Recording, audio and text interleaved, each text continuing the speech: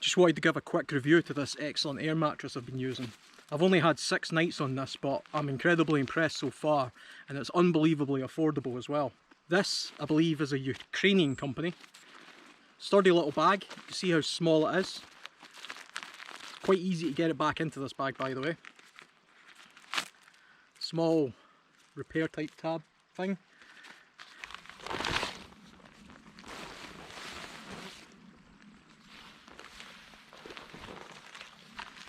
Air valve is one of these, open it one way, and it has a one-way air valve, so you can blow into it but the air won't come back out, and then when you want to release the air, the whole thing pops out like so.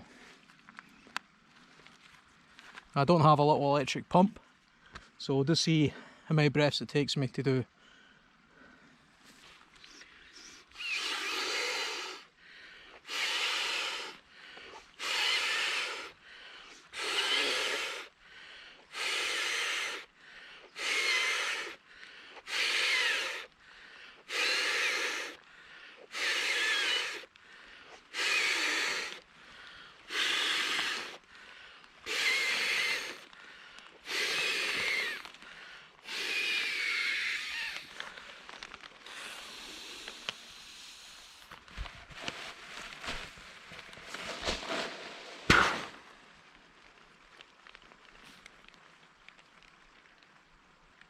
Well, it would have took me 12 breaths, but I annoyingly pulled the whole tab, so I've just deflated it.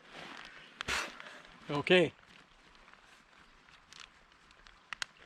Make sure that's properly in place, and you don't catch it with your finger like I just did. Didn't take as many that time because I had a little bit of air in it, but you're talking about, you know, maybe 10 breaths. You see it's quite long.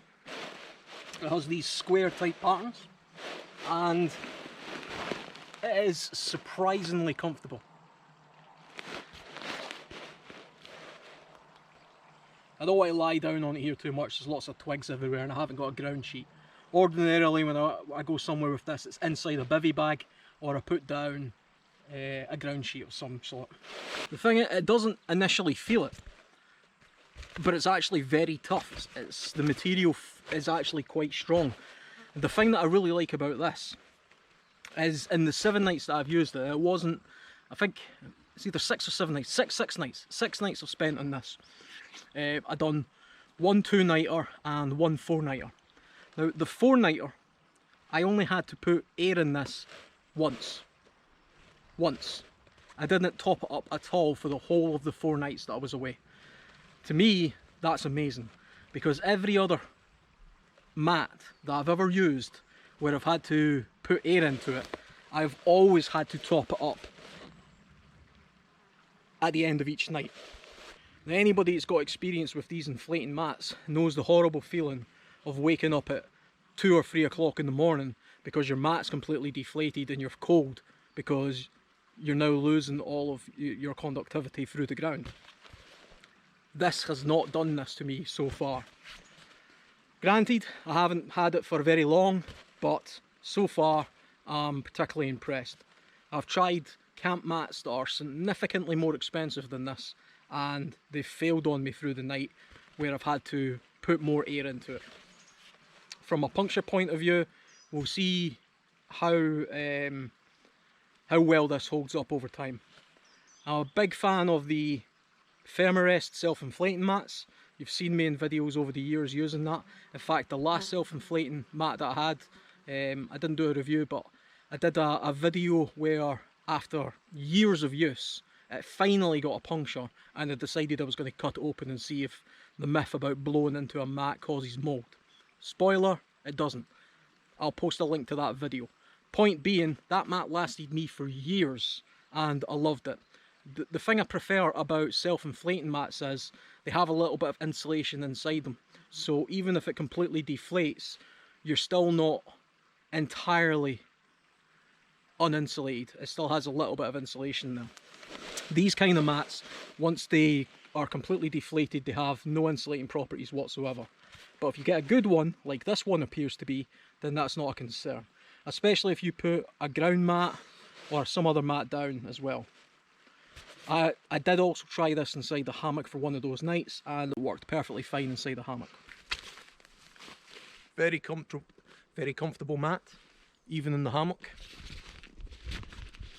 Held all its air in, no problem. Anyway, back to the future me reviewing this.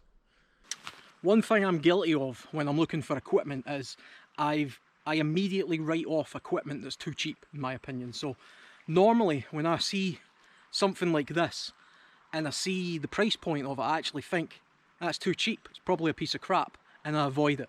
Now that's not always the case. What led me to take a look at purchasing this product, not sponsored, bought this with my own money. I was watching Luke at the Outdoor Gear Review. Everybody knows who he is and that channel. It's my favourite channel on YouTube for trying to find what is and isn't good.